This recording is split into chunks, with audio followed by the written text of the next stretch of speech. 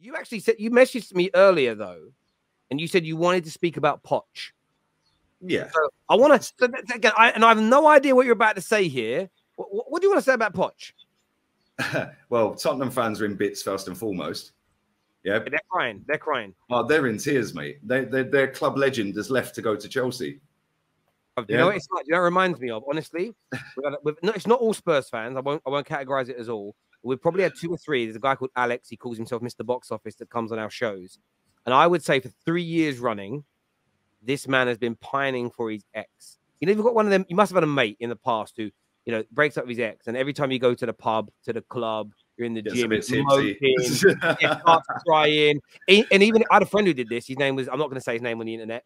He even started dating, even the new girls. Wasn't it, Terry? It was you. no, legit. Even the new girls he started dating, I swear on my life, look like his ex.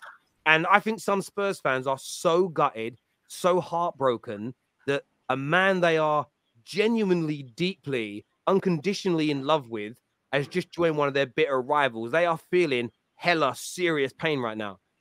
That's mad. I think it's hilarious. But he ain't going to do nothing at Chelsea, mate. That's why I wanted to talk about it, because he ain't going to do nothing at Chelsea. Yeah, because the person who's in control at Chelsea is the owner. Yeah, he'll get involved. He'll be there. He'll be predicting 3-0 wins against big teams and stuff like that. Like Real Madrid. Oh, yeah, we're going to win 3-0, man. Yeah, okay, mate. That went well. I only said that Real Madrid so that lad Paul can like the video. He said, if you mention Madrid, I'll like the video. Yes, one of my options is like, have you liked the video yet? And one of them is I will like the video when Lee Gunner says Real Madrid. There you go. Tick. Well, we'll talk about the stadium in a bit. You can tick that one off of the Lee Gunner bingo as well. Yeah, do you know what I mean? But I don't think he'll do nothing. Like he's got a mammoth job on his hands, mate. And I don't think he's the right type of manager to go in there and turn it around. Like, the football will get a little bit prettier, but then maybe it won't. Like, everyone thought that with Potter. You know, the football was pretty crap under Potter, wasn't it? Let's be real. So everyone's saying, oh, yeah, well, it would be good football. Okay, they might lose less games. But they've still got to get rid of at least 12 players, at least.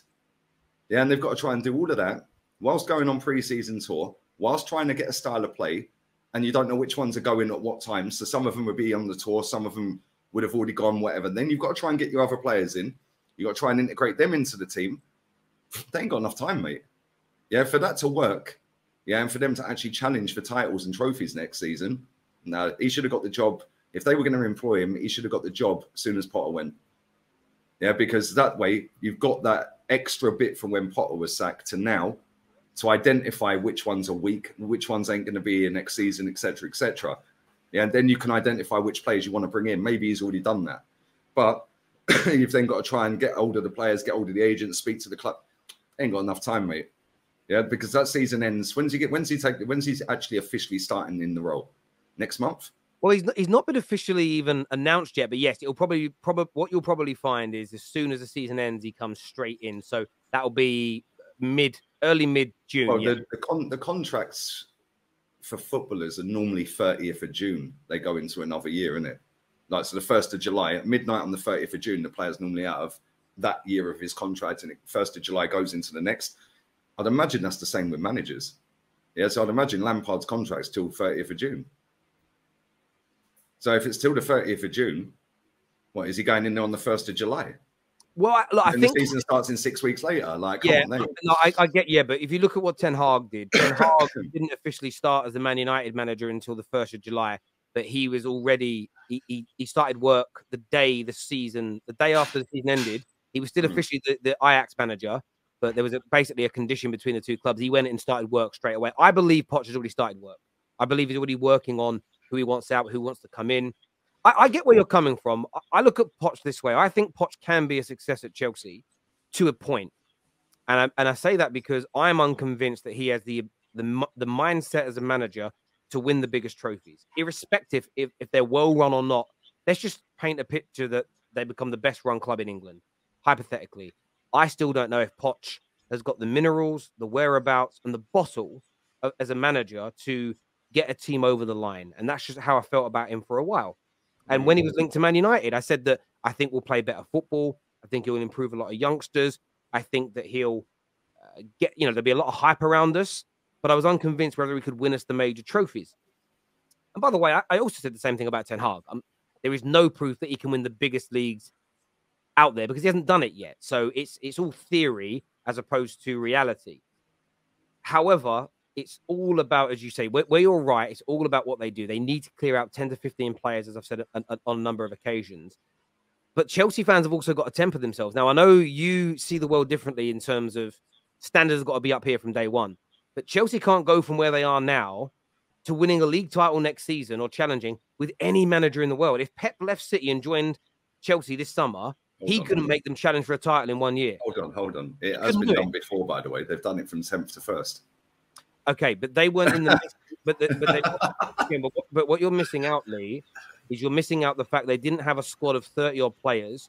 They had a different owner and a different group of people running the club that had success before.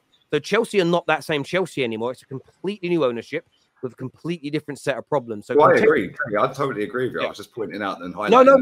No. It has been done before, but I don't think any manager could take over this Chelsea now in the summer. Pep Guardiola with Klopp as his assistant and make him league title contenders. I don't think anyone wanted the job. That's why. Well, maybe it. But let's be real. Nobody wanted it. It's going to take Chelsea 2 to 3 seasons to be able to compete for a Premier League. However, I do believe if they spend what they're saying they're going to spend again this summer, they're talking about a world-class midfielder. They're talking about Osherman coming in up front and clearing out the dead wood. He has to get them into the top 4 because you can't have a squad that has to win them something. He has to win them. Yeah, I think he may have to. Again, let's see who they get in the draws. Let's see who they play. Let's see how they do. But he's got a challenge next year in terms of challenge for the top 4. And I think he's got to be highly competitive year 1 at the very least. You know, he's got to be given at least that year from where they are. But I'm with you. Overall, I don't believe Poch is the guy to win the major trophies. If he proves me wrong, I'll hold my hand up and say fair play. But there's just something about him that's Spursy. There's something about him which is just, can he really get over the line when it really matters? And I'm just not personally convinced. No. There we go. But a few people are asking, that is the real Igao in the comment section, by the way. I checked and I just made him a moderator. I didn't know he wasn't. And all my main people are moderators on my channel. Although Lee's not a moderator on my channel, but disgusting behavior, so toxic. I'll have to do that. I see you're a moderator on. I was watching some of the Big Six last night, and I saw that you were. Oh, I rattle so many people in that chat. It's hilarious, mate. Yeah, it's like the amount of times I go in there and just put stuff in there, and then everyone starts crying in the comments. I'm like, why are you crying about my comment? Why don't you watch the 6 people on the screen, mate? That's why you're there. Like, you're not there to cry about me. He was there to watch the 6 people or the 5 people, whatever it may be. I've had people in my comment section recently. One guy said yesterday that I called him out for something that he said that wasn't true. He keeps telling people that we block his account. And the irony is, well, if you were blocked, nobody would see your comments saying that you were blocked. Don't make any sense, right? And he started telling me that the Terrace is only the Terrace because of him. I'm like, bro, I don't know who you are. I've never met you. Like, I inspired you. Like, some people write some weird stuff. And I'm like, bro, you're a good guy normally. But like, I went to school with Terry. No, you didn't. Like, stuff like that. I get that in my chat a lot. I went to school with you, mate. No, you didn't. But there's one guy that just wanted to reply to him. That's all it is. There's 2 guys that comment on my channel. A guy called Marvin I went to school with, and a guy called Dean, who's actually a streamer himself, a gamer. Like, I know who they both are, and I went to school with them. But some people say things. Someone in the comments were like, "Oh, bro, Terry, I met you at this sales conference once in so and so," and I'm like, I've never been there in my life. I didn't know how to respond to it. It's very strange.